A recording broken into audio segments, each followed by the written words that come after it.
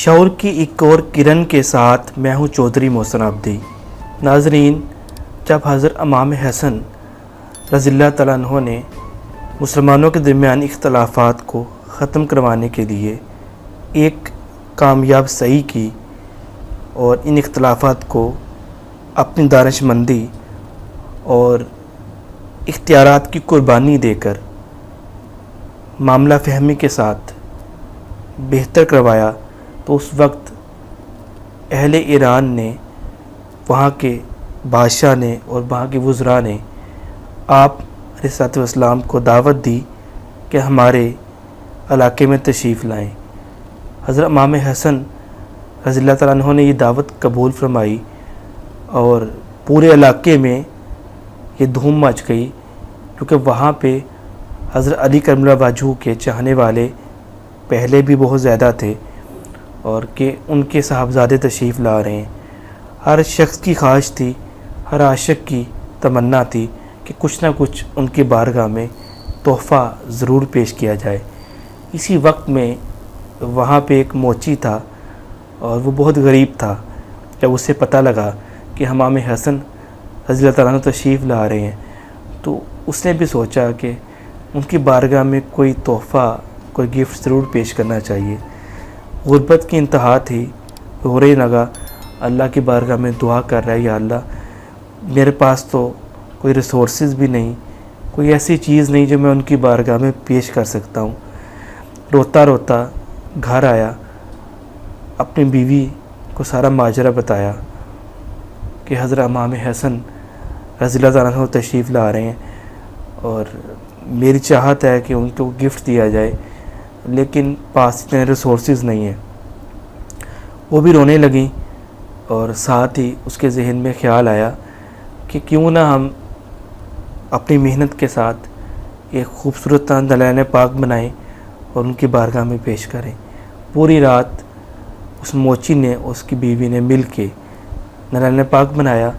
جب صبح ہوئی تو موچی وہ لے کے حضرت امام حسن رضی اللہ تعالیٰ عنہ کی بارگاہ میں جانے لگا، تو ان کی بیوی نے اسے دوبارہ واپس بلایا اور کہنے لگی، ٹھہرو، مجھے اسے چومنے دو اور میرے دوپٹے میں اسے لپیٹو، ان کی بارگاہ میں پیش کرو۔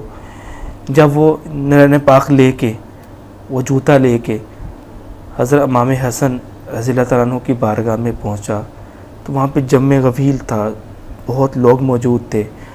اعلیٰ سے اعلیٰ چیز ان کی بارگاہ میں پیش کی جا سکتی تھی، اور جو بھی کسی کے اختیارات تھے، جو بھی کسی کی تمنا تھی، جو بھی کسی کے پاس ریسورسز تھے، وہ اس سے بڑھ کے گفٹ تحائف حضرت امام حسن رضی اللہ تعالیٰ عنہ کی بارگاہ میں پیش کر رہا تھا۔ اسے کون پوچھتا، پرانا لباس، جوتا ہاتھ میں پکڑا ہوا، دوپٹے میں لپیٹا ہوا، اسے سینے سے لگایا ہوا، مجمع کے آخر میں کھڑا ہے، کوئی بھی اسے آگے جانے نہیں دے رہا۔ اسی وقت میں پریشانی کے عالم میں کہتا ہے، یا اللہ تو ہی جانتا ہے کہ میرے پاس اتنے ریسورسز بھی نہیں تھے کہ میں یہ چیز بھی بنا سکتا۔ اگر یہ چھوٹا سا گفٹ بنایا ہے تو میری خواہش ہے کہ امام حسن رضی اللہ تعالیٰ عنہ کی بارگاہ میں اسے پیش کیا جائے۔ چنانچہ میں اس قابل نہیں ہوں کہ وہاں تک پہنچ پاؤں۔ اسی دوران میں امام حسن رضی اللہ تعالیٰ عنہ نے آواز دی کہ فلاں شخص کو بلایا جائے اور انہیں یہاں پہ پیش کیا جائے۔ جب وہ شخص آیا تو وہ کہنے لگے کہ لاؤ جو آپ گفٹ لے کے آئے تھے۔ اس شخص نے وہ جوتا نکالا اور آپ کی بارگاہ میں پیش کیا۔ آپ نے اسی دوران میں 500 سونے کے سکے جو شاہ ایران نے آپ کو تحفے میں پیش کیے تھے، آپ نے اٹھائے اور وہ اس کے سپرد کر دیے۔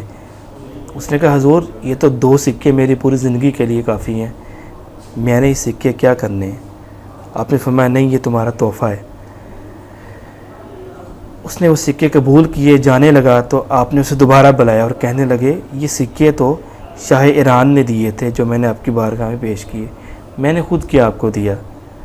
چنانچہ جاؤ، میں اللہ کے کرم سے، نبی وسلم کی عطا سے تمہیں جنت کا حقدار بناتا ہوں کہ تمہارے دل میں اہل بیت سے محبت ہے۔ تو وہ خوشی سے رونے لگا، جانے لگا تھا کہ آپ نے دوبارہ اسے بلایا اور کہنے لگے کہ جاؤ، تمہاری اس بیوی کو بھی جنت کی بشارت دیتا ہوں جس نے پوری رات تمہارے سر محنت کر کے یہ جوتے بنوائے تھے۔ اس کے ساتھ ہی آپ نے چوتھی بار پھر اسے بلایا اور سینے سے لگایا۔ ناظرین، یہ تمام گفتگو کرنے کا مقصد یہ ہے کہ جب انسان خلوص کے ساتھ، محبت کے ساتھ، ورفتگی کے ساتھ کوئی تحفہ بناتا ہے یا پیش کرتا ہے تو تحفے کی قیمت یقیناً اس کی مالی قیمت نہیں ہوتی، بلکہ اس محبت، اس شوق کی قیمت ہوتی ہے جس شوق کے ذریعے وہ چیز بنائی جاتی ہے۔ تو اہل بیت سے محبت ایمان کی روح ہے، ایمان کی جان ہے۔